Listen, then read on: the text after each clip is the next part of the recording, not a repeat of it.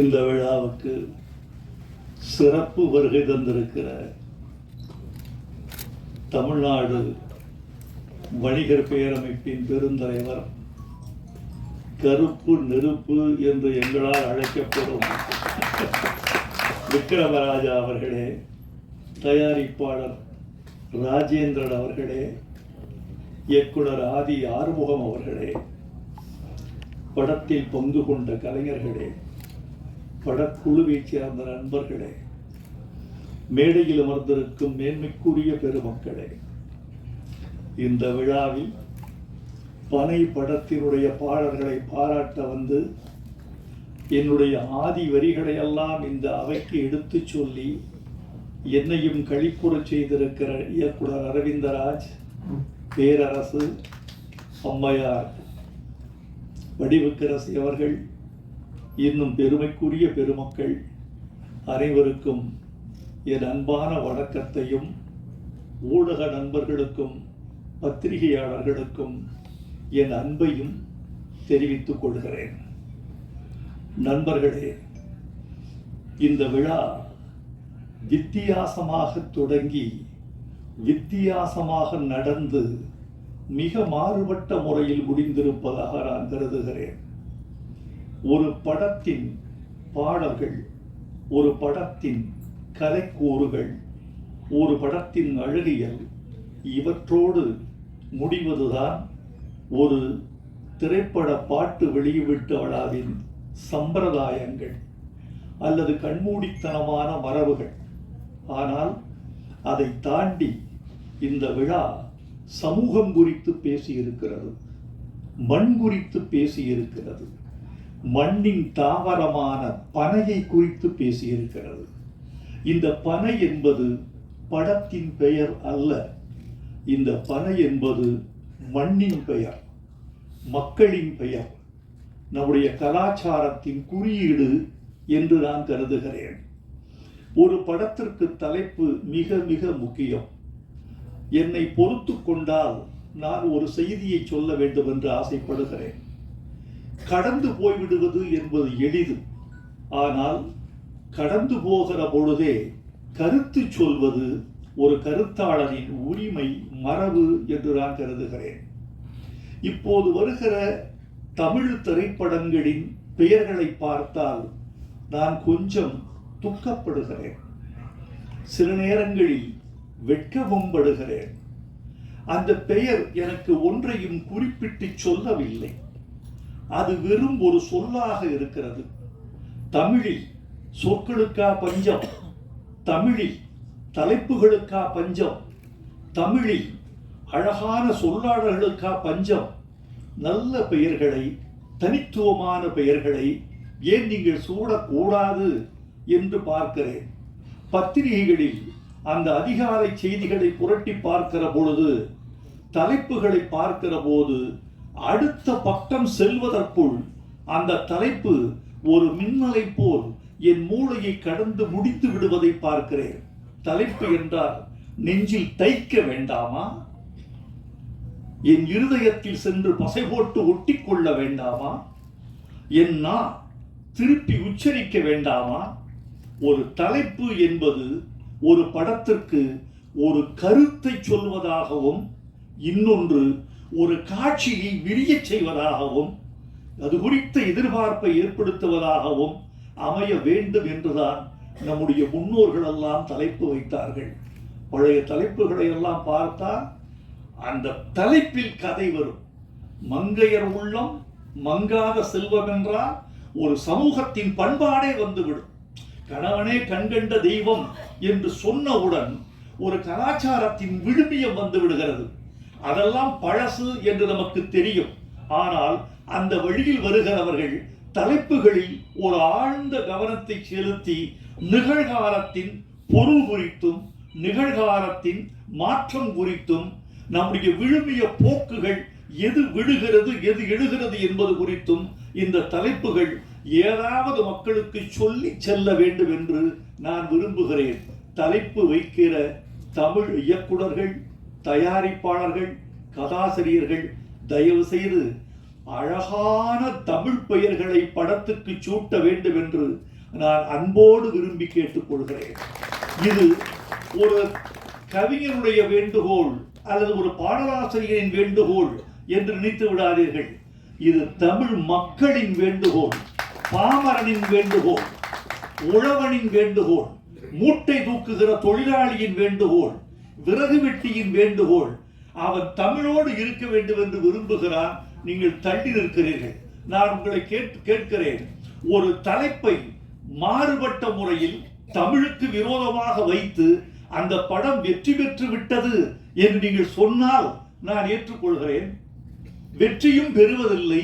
பிறகு ஏன் இந்த படத்திற்கு எனக்கு கதை சொன்ன இயக்குனர் இந்த படத்திற்கு விதை என்று பெயர் வைத்திருக்கிறேன் என்று சொன்னார்.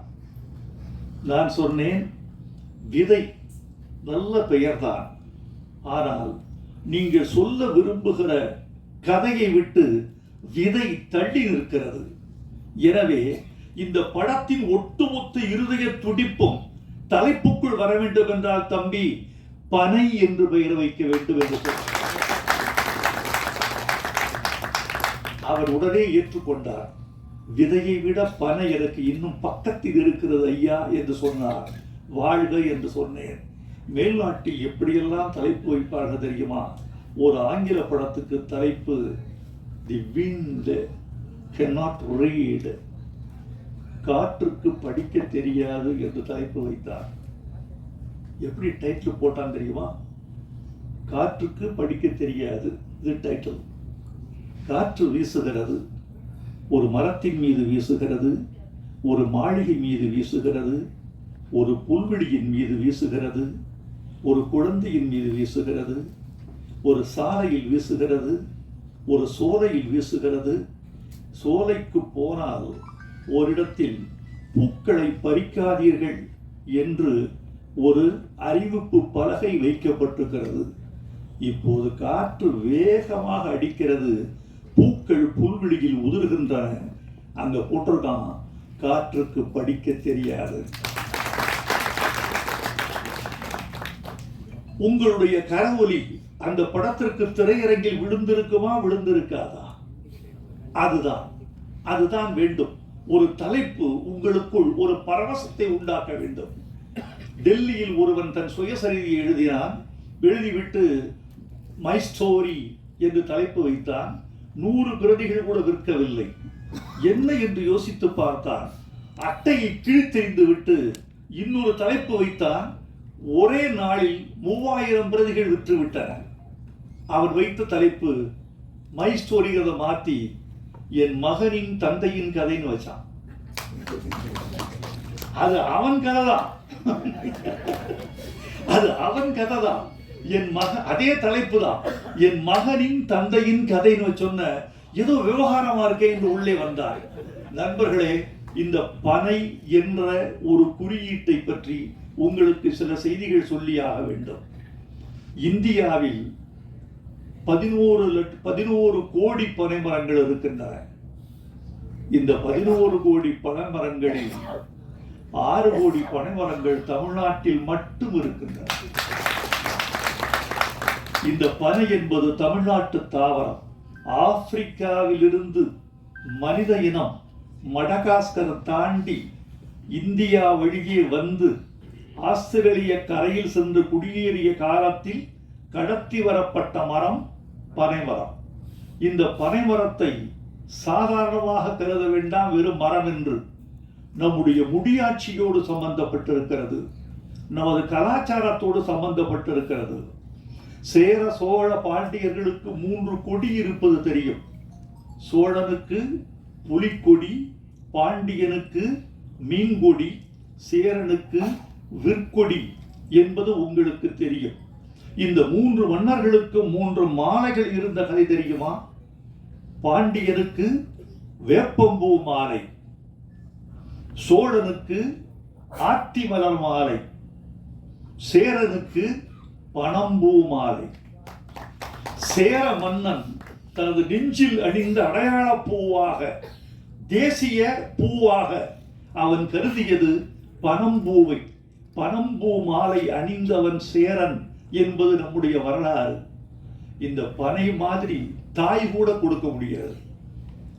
அதாவது நீங்க தாய்க்கு கூட நீங்கள் எவ்வளவு கடமையை செய்ய வேண்டும் என்று உங்கள் மனசுக்குள் ஒன்று இருக்கும். அவள் தாய்ப்பால் கொடுத்ததற்கு நாம் தாய்க்கு செய்ய வேண்டிய கடமை நமக்கு இருக்கிறது என்று நீங்களும் செய்வீர்கள். ஆனால் தாயும் எதிர்பார்ப்பாள், தப்பில்லை, அவளுக்கு அந்த உரிமை இருக்கிறது. இந்த பனை எதிர்பார்ப்பதில்லை. அது உன்னிடம் தண்ணீரை எதிர்பார்ப்பதில்லை, உன்னிடம் பராமரிப்பை எதிர்பார்ப்பதில்லை, உன்னிடம் உரத்தை எதிர்பார்ப்பதில்லை. அது வானத்தில் இருந்து நீரை வாங்கிக் கொள்கிறது. வானத்தில் தண்ணீர் வறண்டு போன போது காற்றின் ஈர பசையை பனை போல இழுத்து தன்னை உறுதிப்படுத்திக் கொண்டு உயிர் வாழ்ந்து கொள்கிறது. ஒரு 15 வருஷத்துல ஒரு பனைமரம் வந்து நின்று நிற்கிறது. ஒரு பனைமரம் ஆண்டுக்கு 150 லிட்டர் பதநீரும் 24 கிலோ பனை வெல்லமும் தருகிறது.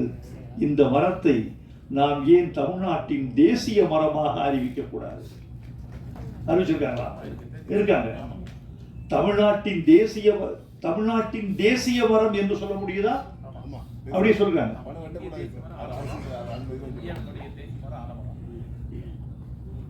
பனைமரத்தை தமிழ்நாட்டின் தேசிய மரமாக அறிவித்துவிட்ட செய்தி சொல்லுகிறது பனைமரம் எவ்வளவு இந்த நாட்டில் உணரப்பட்டிருக்கிறது என்று. இந்த பனைமரத்தை நாம் வெறும் தலைப்பாக மட்டும் கருத வேண்டாம் தோழர்களே. பனை சார்ந்த வாழ்க்கை, அந்த வாழ்க்கையோடு கூடிய மனிதர்கள், இவர்களின் கதையாக இந்த பனை இருக்க வேண்டும் என்று நான் விரும்புகிறேன். இந்த பனையை காட்சியை இன்றுதான் உங்களோடு நான் நின்று பார்த்தேன். எனக்கு மகிழ்ச்சி. படத்தில் வெற்றியின் கூறுகளை பார்த்தேன். முழு படத்தை பார்க்காமல் கருத்து சொல்வது அவ்வளவு உகந்ததல்ல. என்னுடைய விருப்பத்தை தெரியப்படுத்திக் கொள்கிறேன். இந்த படம் வெற்றி பெற வேண்டும் என்பது என் விருப்பம், வெற்றி பெற வேண்டும் என்பது என் வாழ்த்து. அதற்குரிய கூறுகள் இந்த படத்தில் இருக்கும் என்று உங்களைப் போலவே நானும் எதிர்பார்க்கிறேன். இந்த படத்திற்கு பாட்டு எழுதினேன். மணிலால் கீரவாணியிடம் இருந்தவர் வந்து இசையமைத்து கொடுத்தார். அவருக்கு என் வாழ்த்துக்களை தெரிவித்துக் கொள்கிறேன். ராஜேந்திரன் கிடைத்தார் தயாரிப்பாளராக. பனைமரம் போல ஒருத்தர் வந்தார்.